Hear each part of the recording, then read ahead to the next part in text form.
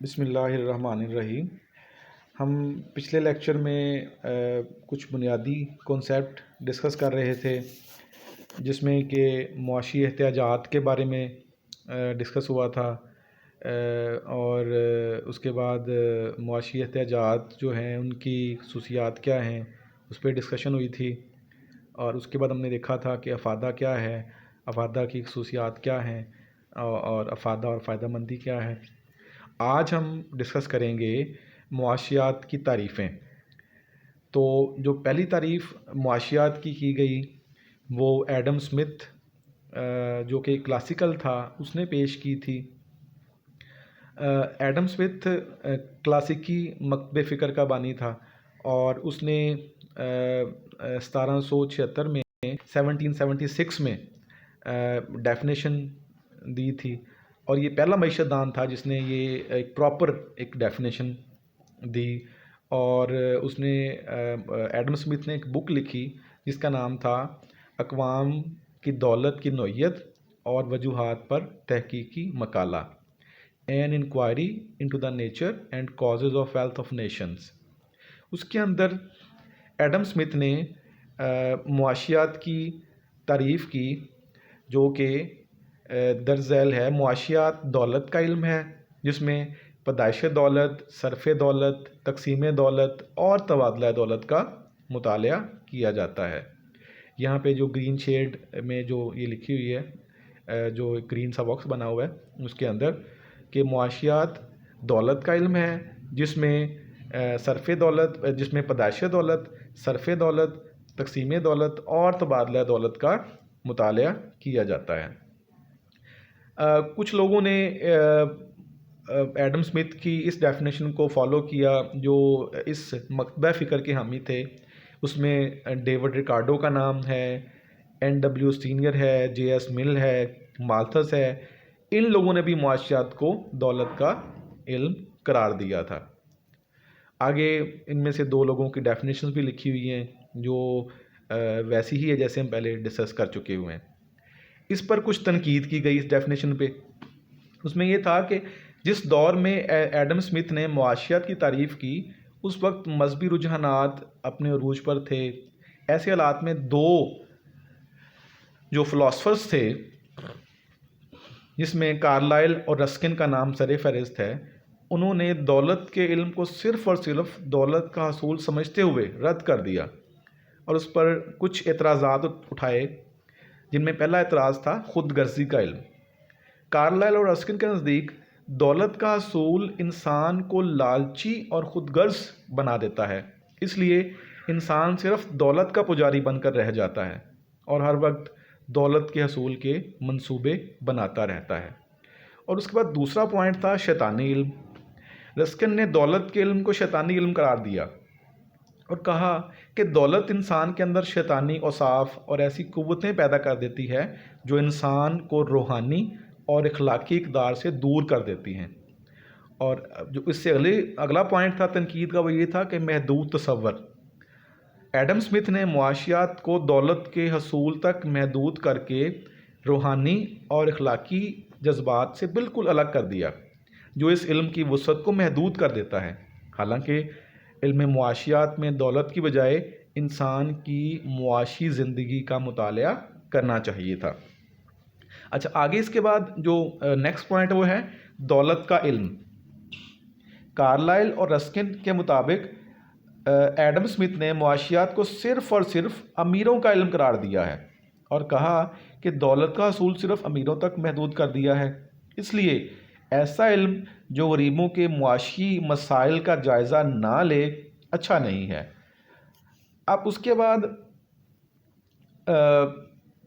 تعریف کا تنقیدی جائزہ۔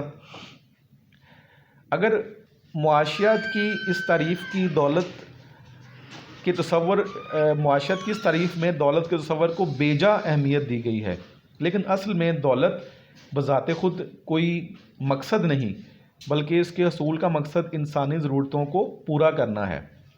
مثلاً جب دولت کماتے ہیں تو اس کے کمانے کا مقصد جو ہے وہ ہماری ضرورتوں کو پورا کرنا ہوتا ہے، جیسا کہ ہم نے کھانا کھانا ہے تو ہم نے راشن خریدنا ہے، اس پہ ہم نے خرچ کرنا ہے، ہم نے اپنی صحت پہ خرچ کرنا ہے، ہم نے بچوں کی اسکولنگ پہ خرچ کرنا ہے. تو جو تنقید کی گئی ہے وہ ایک بیجا تنقید ہے. دولت کا مقصد صرف یہ نہیں کہ دولت سے آپ پیسہ ہی کمائیں، اس کے بعد آپ اس سے اپنی ضرورتیں پوری کرتے ہیں. تو اس تعریف میں جو خامی تھی کہ جو ویلفیئر کے کنسیپٹ کو واضح نہیں کیا گیا تھا، وہ اس کے بعد الفریڈ مارشل نے اپنی تعریف میں اس کو واضح کیا. ایڈم اسمتھ کی تعریف میں ایک بڑی خامی یہ تھی کہ اس نے فلاح کے کنسیپٹ کو اگنور کر دیا تھا. اس نے فلاح کے کنسیپٹ کو اتنا واضح نہیں کیا تھا جس کو الفریڈ مارشل نے اپنی تعریف میں واضح کیا.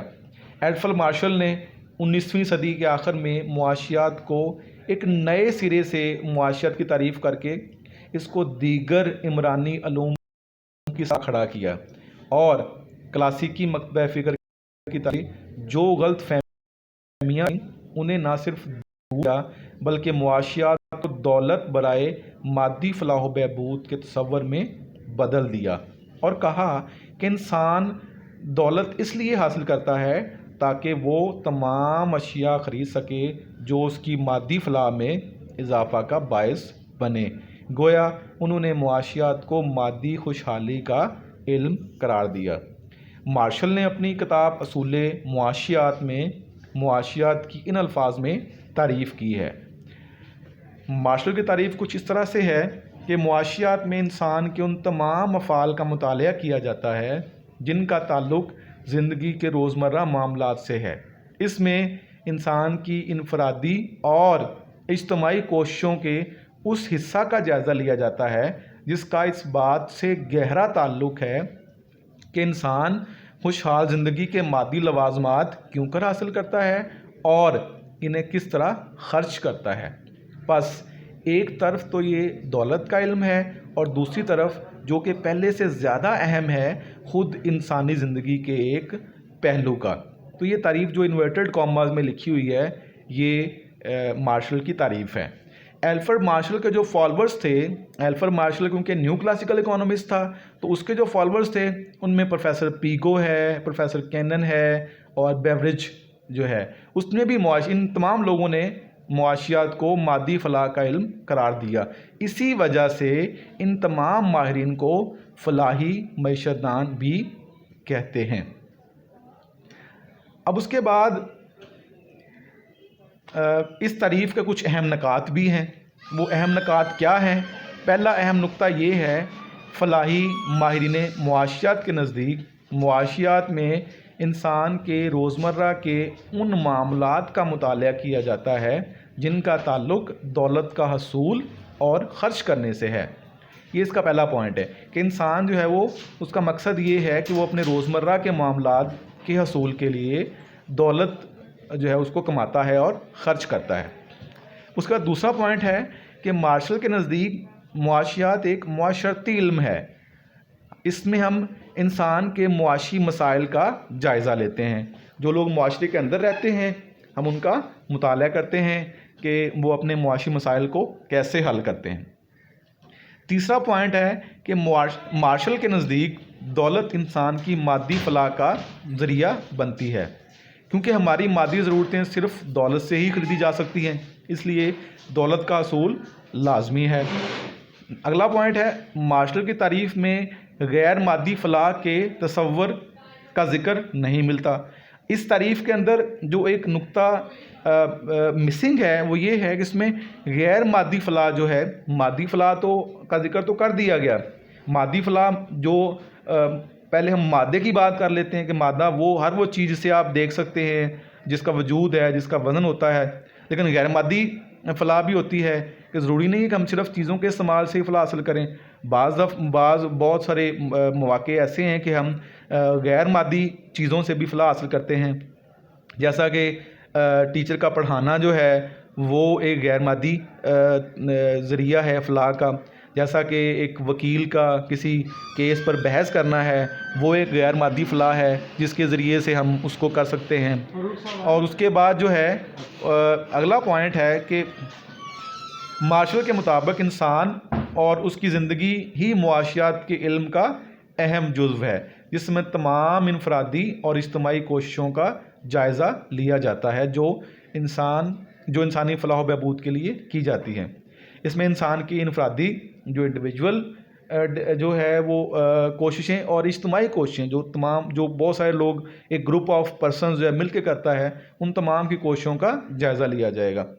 اور لاسٹ پوائنٹ ہے کہ مارشل کی تعریف سادہ اور عام فہم ہے، جس میں براہ راست انسانی فلاح و بہبود کا ذکر کیا گیا ہے۔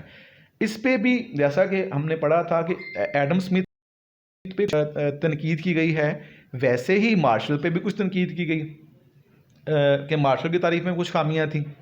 الفریڈ مارشل کا مادی فلاح کا تصور کئی سالوں تک معاشیات کا موضوع بحث بنا رہا، لیکن وہ ماہرین معاشیات جو معاشیات کو سائنس کا درجہ دیتے تھے، انہوں نے مارشل کی تعریف کو رد کر دیا۔ معاشیات میں پروفیسر رابنز، جنہوں نے اپنی ایک بک لکھی تھی دا nature and significance of economics, معاشیات کی نوعیت اور اس کی اہمیت، اس میں اس نے کچھ پوائنٹس پہ زور دیا تھا جو اس تعریف کی خامیاں تھیں یا اس پہ جو تنقید کی گئی تھی۔ اس میں پہلا پوائنٹ تھا مادی فلاح کا نامناسب استعمال۔ پروفیسر رابنز نے مارشل کے مادی فلاح و بہبود کے تصور کو نہ صرف غیر ضروری بلکہ غلط قرار دیتے ہوئے کہا کہ انسان کی فلاح اور خوشحالی کے لیے معاشیات میں ان تمام انسانی کوششوں کا مطالعہ کیا جاتا ہے جن کا تعلق مادی یا غیر مادی سرگرمیوں سے ہو، کیونکہ غیر مادی سرگرمی جیسا کہ ڈاکٹر، پروفیسر، انجینئر، وکیل، ان کی خدمات کے بغیر ہم کسی بھی انسان کی فلاح میں اضافہ نہیں کر سکتے، لیکن مارشل نے ان کے بارے میں کوئی ڈسکس نہیں کیا تھا۔ تو جو مارشل ہے اس نے معاشیات میں مادی فلاح کا ذکر تو کیا تھا، لیکن غیر مادی فلاح کے تصور کو واضح نہیں کیا تھا۔ تو پہلی تنقید اس میں یہ تھی۔ دوسرا پوائنٹ تھا فلاح و بہبود کی غیر واضح اصطلاح۔ مارشل نے الفریڈ مارشل کا فلاح و بہبود کا تصور واضح اور سائنسی طرز کا نہیں ہے، کیونکہ فلاح ایک ذہنی کیفیت کا نام ہے اور یہ فیصلہ کرنا مشکل کام ہے کون سی جدوجہد فلاح میں اضافہ کا باعث بنتی ہے اور کون سی نہیں بنتی۔ فلاح جسمانی، روحانی، مادی اور غیر مادی بھی ہو سکتی ہیں۔ اگر فلاح کو مادی تصور مان بھی لیا جائے تو اس سے یہ اندازہ کرنا بہت مشکل ہے کہ کون سی اشیاء فلاح و بہبود میں اضافہ کرتی ہیں اور کون سی نہیں کرتی، کیونکہ اس بارے میں ایک فرد کا دوسرے فرد سے فلاح حاصل کرنے کا نظریہ مختلف ہو سکتا ہے۔ مثلا ایک شخص کو سگریٹ پینے سے فلاح ملتی ہے، لیکن دوسرے شخص کو سگریٹ پینے سے فلاح نہیں ملتی۔ اس کا مطلب ہے کہ فلاح کا تصور ایک کتابی تصور ہے جس کی پسندیدگی یا ناپسندیدگی کا فیصلہ کرنا مشکل ہے، اس لیے فلاح جیسے غیر واضح تصور کو ایک سائنسی علم کی بنیاد نہیں بننا چاہیے۔ اچھا، اس کے بعد اگلا پوائنٹ ہے کہ فلاح کا ناقابل پیمائش تصور۔ مارشل نے مادی فلاح کو اپنی تعریف میں سب سے زیادہ اہمیت دی، جو رابنز کے مطابق معاشیات کی بنیاد نہیں بن سکتی، کیونکہ رابنز کے نزدیک معاشیات ایک سائنسی علم ہے جس کے تمام حقائق کی پیمائش ممکن ہوتی ہے، جبکہ فلاح کا تصور ایک ذہنی کیفیت کا نام ہے جو وقت، جگہ اور افراد کے رویوں کے ساتھ بدلتی رہتی ہے۔ مزید یہ کہ مادی فلاح کی پیمائش کے لیے ہمارے پاس کوئی ایسا آلہ یا ترازو نہیں ہے جس سے ہم یہ جان سکیں کہ سیب کھانے سے ایک شخص کو کتنی فلاح ملے گی اور دوسرے شخص کو کتنی فلاح ملے گی۔ تو فلاح کا تصور جو ہے وہ ناقابل پیمائش ہے اور یہ ویری کرتا ہے، پرسن ٹو پرسن ویری کر سکتا ہے، پلیس ٹو پلیس ویری کر سکتا ہے۔ تو یہ ایک جو ہے وہ ناقابل پیمائش تصور ہے۔ اور اگلے جو پوائنٹ اس میں تنقید کی گئی وہ ہے محدود دائرہ کار۔ مارشل نے معاشیات کے تصور کو محدود کر دیا ہے، کیونکہ اس میں صرف فلاح کی بات کی گئی ہے، اس کے اندر جو ہے ہماری خواہشات کی بات نہیں کی گئی، اس کے اندر ہمارے محدود ذرائع کی بات نہیں کی گئی۔ تو اس لیے مارشل کی تعریف میں معاشیات کے تصور کو محدود کر دیا گیا ہے۔ اس کا اگلا پوائنٹ ہے مقاصد کی اچھائی یا برائی کا سوال۔ پروفیسر رابنز نے مارشل کے فلاح کے تصور کو رد کرتے ہوئے کہا کہ مادی خوشحالی معاشیات کو جانبدار بنا دیتی ہے، کیونکہ جبکہ رابنس کے مطابق مقاصد کے درمیان معاشیات غیر جانبدار ہے، اور یہ معیشت دان کا کام نہیں کہ وہ مقاصد کی اچھائی یا برائی میں پڑے۔ مثلا اگر کوئی شخص سگریٹ پیتا ہے تو یہ معیشت دان کا کام نہیں کہ وہ سگریٹ کے برے اثرات کے بارے میں تقریر کرے، بلکہ بحیثیت معیشت دان وہ غیر جانبدار رہے کہ انسان اگر کسی کی جو فلاح ہے اس سے بڑھتی ہے، اگر کسی کا فائدہ بڑھتا ہے تو اس میں سگریٹ پینے میں کوئی مذاکرہ نہیں ہے۔ معیشت دان جو ہے وہ ان کا کام نہیں ہے کہ اس چیز پہ بحث کریں یا اس پہ تقریر کریں۔ آگے اس کے بعد ان کی اس تعریف میں کچھ خوبیاں بھی ہیں جو بیان کی گئی ہیں۔ پہلا پوائنٹ یہاں پہ یہ ہے کہ مارشل نے اپنی تعریف کی بنیاد انسانی فلاح پر رکھی ہے، اس لیے یہ ایک اچھی ڈیفینیشن ہے۔ مارشل نے معاشیات کو معاشرتی علم قرار دیا ہے۔ اگلا پوائنٹ ہے کہ مارشل کی تعریف انسان کے روزمرہ کے معاملات پر بحث کرتی ہے۔ اس کے بعد چوتھا پوائنٹ ہے کہ یہ تعریف ایک سادہ اور عام فہم ہے جس کے اندر انسان کی فلاح کی بات کی گئی ہے کہ انسان اپنی فلاح کیسے حاصل کر سکتا ہے۔ اور یہ آخری پوائنٹ اس میں جو ہے وہ ہے مارشل نے دولت کو مادی اشیاء کے حصول کے لیے استعمال کر کے قدیم ماہرین معاشیات کے پیدا کردہ اعتراضات کو ختم کر دیا ہے اور معاشیات کو انسانی فلاح و بہبود کا علم قرار دیا ہے۔ چونکہ اس تعریف کے اندر ہماری خواہشات کو اور ذرائع کو اگنور کیا گیا تھا، تو رابنس کی تعریف میں ان چیزوں کو شامل کیا گیا ہے۔ رابنس جو ہے وہ ایک جدید معیشت دان ہے۔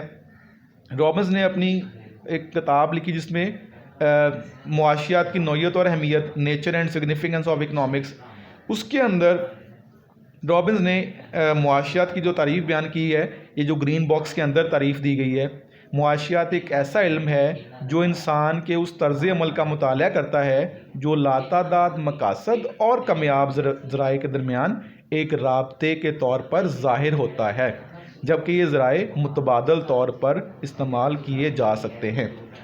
یہاں پہ جو باتیں کی گئی ہیں اس تعریف کے اندر، اس کے اہم نکات یہ ہیں کہ لاتعداد خواہشات، کہ انسان کی خواہشات لامحدود ہیں، لاتعداد ہیں، ایک پوری ہو تو دوسری جنم لے لیتی ہے۔ نمبر 2 ہے خواہشات ایک جیسی اہمیت کی حامل نہیں ہوتی، کچھ خواہشیں زیادہ ضروری ہوتی ہیں، کچھ خواہشیں جو ہے وہ ضروری نہیں ہوتی۔ مثلا جیسا کہ جو ہماری بنیادی ضرورتیں ہیں، خوراک، لباس اور رہائش، یہ زیادہ ضروری ہیں، اور اس کے بعد مطلب اگر کوئی جو اس سے کم ضروری جیسے ٹی وی ہے، فریج ہے، کار ہے، ایئر کنڈیشنر ہے، ان کو ہم بعد میں پورا کر سکتے ہیں۔ تو خواہشات جو ہیں وہ ایک جیسے اہمیت کی حامل نہیں ہوتی۔ ذرائع کی کمیابی، ذرائع جو ہیں وہ ہمارے کمیاب ہیں، ذرائع ہماری خواہشات کے مقابلے میں کمیاب ہیں۔ مثلا اگر جو ہے وہ ہم یہ چاہتے ہیں کہ ہم کوئی خواہش پوری کریں تو اس خواہش کے مقابلے میں ہمارے پاس ذرائع کم ہوتے ہیں، اگر ہم پوری کر لیتے ہیں تو ایک خواہش اور جنم لے لیتی ہے۔ اور اگلا پوائنٹ ہے ذرائع کا متبادل استعمال۔ ہم ذرائع کو متبادل استعمال بھی کر سکتے ہیں۔ اگر ہمارے پاس کوئی چیز جیسا کہ بجلی جو ہے اس کو ہم لوگ مختلف ذرائع میں استعمال کر سکتے ہیں۔ زمین کا اگر آپ کا زمین ہے تو اس زمین کے اوپر آپ گھر تعمیر کر سکتے ہیں، آپ کاشتکاری کر سکتے ہیں۔ تو ذرائع جو ہے ان کے آپ مختلف استعمالات کر سکتے ہیں۔ ساتھ ہی ایک پوائنٹ ڈسکس کیا گیا معاشی مسئلہ معاشی مسئلہ جو ہے وہ کیا ہوتا ہے؟ معاشی مسئلہ تب پیدا ہوتا ہے جب ہمارے پاس خواہشات لامحدود ہوتی ہیں اور ذرائع جو ہے وہ محدود ہوتے ہیں۔ معاشی مسئلہ خواہشات کے لامحدود اور ذرائع کے محدود ہونے کی بنا پر پیدا ہوتا ہے۔ اب اس تعریف کے اندر کچھ خوبیاں بھی ہیں۔ پہلی خوبی یہ ہے کہ یہ تعریف جامع ہے، جامع تعریف ہے جس میں ہماری خواہشات کی بات بھی کی گئی ہے، ذرائع کی بات بھی کی گئی ہے کہ ہم ان خواہشات کو پورا کیسے کریں گے۔ دوسرا پوائنٹ ہے غیر جانبدار ہے۔ رابنس کی تعریف خواہشات کی اچھائی یا برائی کا سوال نہیں اٹھاتی اور غیر جانبدار رہتی ہے۔ مثلا اگر کوئی شخص سگریٹ نوشی کرتا ہے تو معیشت دان کا یہ کام نہیں کہ سگریٹ نوشی کے اچھے برے اثرات پر بحث کرے، بلکہ اس کا صرف یہ کام ہے کہ وہ بتائے کہ اس سے انسان کی خواہش کی تکمیل ہوتی ہے۔ نفس مضمون رابنس کی تعریف سے علم معاشیات کا موضوع بحث وسیع ہو گیا ہے، کیونکہ نیو کلاسک کی مکتب فکر کے مطابق تو صرف مادی خوشحالی میں اضافہ کرنے والے عوامل ہی معاشیات کا موضوع بحث تھے، جبکہ رابنس کے مطابق معاشیات کے نفس مضمون کا تعلق لامحدود مقاصد اور کمیاب ذرائع کی موجودگی سے بھی ہے، اس لیے یہ اس کے مطابق معاشیات کا نفس مضمون ہے۔ سائنسی علم رابنس معاشیات کو ایک سائنسی علم کا درجہ قرار دیتے ہیں۔ انہوں نے کہا جی جیسے کہ ہم ایک فارمولہ بنا لیتے ہیں کہ خواہشات لامحدود ہیں اور ذرائع محدود ہیں، تو انہوں نے اس کو جو ہے وہ ایک سائنسی علم بنانے کی کوشش کی۔ بین الاقوامی اہمیت دنیا میں بسنے والے تمام انسانوں کے ساتھ خواہشات کی کثرت اور ذرائع کی قلت کا مسئلہ درپیش ہوتا ہے، جس سے کہ معاشی مسئلہ پیدا ہوتا ہے۔ اب اس تعریف کے اندر کچھ خامیاں بھی ہیں۔ پہلی خامی یہ ہے کہ علم معاشیات کو انسانی فلاح سے لا تعلق نہیں رکھا جا سکتا۔ رابنس نے یہ ڈسکس کیا تھا کہ معاشیات میں ہم مقاصد کی اچھائی یا برائی کو ڈسکس نہیں کرتے، ہم یہ نہیں دیکھتے، ہم صرف یہ دیکھتے ہیں کہ انسان جو ہے اس کی خواہش کی تکمیل کیسے ہوتی ہے، چاہے وہ خواہش اچھی ہے یا خواہش بری ہے، آپ اس میں غیر جانبدار رہیں گے، لیکن ایسا نہیں ہوتا۔ معاشیات کو اخلاقیات سے جدا نہیں کیا جا سکتا۔ دوسرا پوائنٹ ہے جو ہم پہلے پوائنٹ میں ہی ڈسکس کر چکے ہیں، علم معاشیات غیر جانبدار نہیں ہے، اس میں آپ کو جانبداری دکھانی پڑے گی، مقاصد اچھے کون سے ہیں اور برے کون سے ہیں۔